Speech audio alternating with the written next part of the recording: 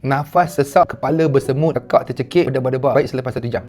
Saya ada seorang pesakit wanita India berumur 59 tahun datang daripada Kelang. Nafasnya sangkut. Ada benda yang tersangkut dekat dadanya. Lepas tu dia rasa macam tekak ni, ada rasa macam benda dekat sini tersangkut. Dekat dada pun dia ada rasa benda yang macam sebesar macam ni. Kadang-kadang belah kiri, kadang-kadang belah kanan. Kejap-kejap ada, kejap-kejap tak ada. Kepalanya rasa macam benda yang merayap macam semut. Kejap kiri, kejap kanan, kejap depan, kejap belakang. Lepas tu dia rasa seram sejuk, berdebar-debar, jantung laju, berpeluh, pedih kat ulu hati, kembung, senak dan memulas. Kebas kaki dengan tangan, menggigil. Kepalanya rasa melayang, lehernya tegang, belikatnya sakit. Telinganya berdesing, lidah dengan mulutnya kering. Risau, gelisah, takut, sedih, rasa macam nak nangis, otak fikir macam-macam. Dia jumpa dengan doktor pakar swasta, 3 hospital, 1 hospital pakar government. Tak baik juga, tak sembuh-sembuh. Datang jumpa dengan saya bagi ubat anxiety kepada dia untuk mengesahkan. Selepas setengah jam, hilang angin, berdebar, seram sejuk, menggigil, nafas dah okey, tercekik, hilang semua sekali. Semut-semut pun tak ada, kerengga pun tak ada, lalabah pun semua tak ada, hilang semua. Lepas sejam, dia makan nasi lemak yang ada sambal, dan roti canai pun dia makan juga. Selama ni dia takut nak makan roti canai, dengan kari dia tak makan, sambal tak makan. Dia cuma makan nasi putih dengan bubur dengan kuah sawi saja. Sampai kurus hebat badan dia. Tak sembuh-sembuh juga.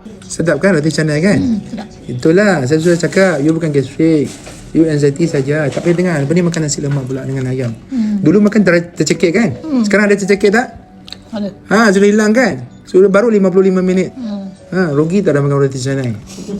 Ayo, banyak risau sudah anxiety datang. Tercekik sudah hilang, nafas sudah okey? Okey. Okey.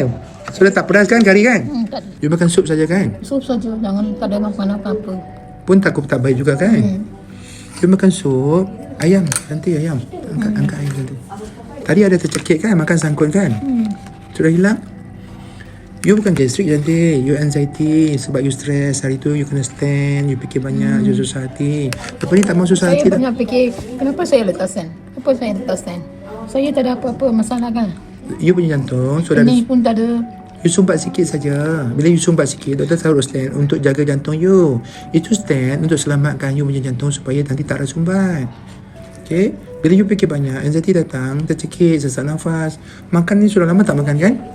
Sudah lama dah. Sedap tak kari? Sambal sedap kan? Sudah 2 tahun saya tak makan. Ayuh. Sebab doktor pakar kata gastrik dengan GERD kena jaga makan. Doktor swasta dengan government kecemasan semua kata dia gastrik GERD. Ubat macam-macam jenis makan tak baik-baik juga. Dia pening kepala. Kenapa tak baik? Dia serabut dan gelisah hingga ganggu tidur. Sebab duk fikir kenapa result dia normal, tetapi dia masih sakit tak hilang-hilang. Kenapa dia makan ubat tak baik? Kenapa jumpa ustaz dengan bomoh tak baik? Kenapa beli suplemen pun tak baik juga?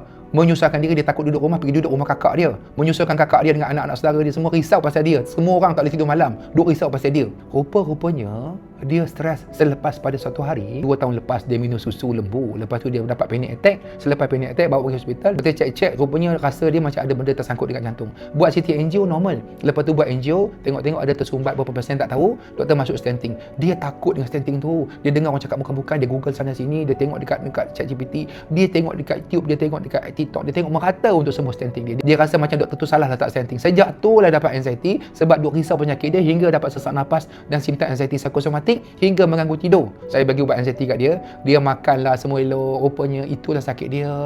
Hampa kata dia gastrik GERD, aku peninglah kepala. Aku tak faham lah. Kenapa hampa tak faham? Aku penat mengajar hampa.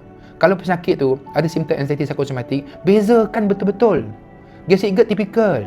Dia memang tipikal. Sakit jantung memang tipikal. Kau buat ECG, kau buat blood test, tengok cardiac enzyme, kau buat echo, kau buat angio, CT angio dan sebagainya, kau akan jumpa. Kalau dia gastrik GERD, kau bagi ubat gastrik GERD dan jaga makan, dia akan sembuh. Kalau tak sembuh-sembuh, dia merayap, mengisau sana, gelisah sini, ganggu tidur, itu bukan gastrik GERD, itu bukan jantung, itu anxiety weh. Orang yang susah nak tidur, insomnia ni adalah orang anxiety, overthinking. Mesti ada something yang menyebabkan dia stres. Yang orang paling stres adalah stres pasal penyakit dia yang tak sembuh-sembuh. Korang ni jangan gastrik GERD tak habis-habis. Sudah. Lepas ni kalau kau tak tahu juga, siap dengan aku.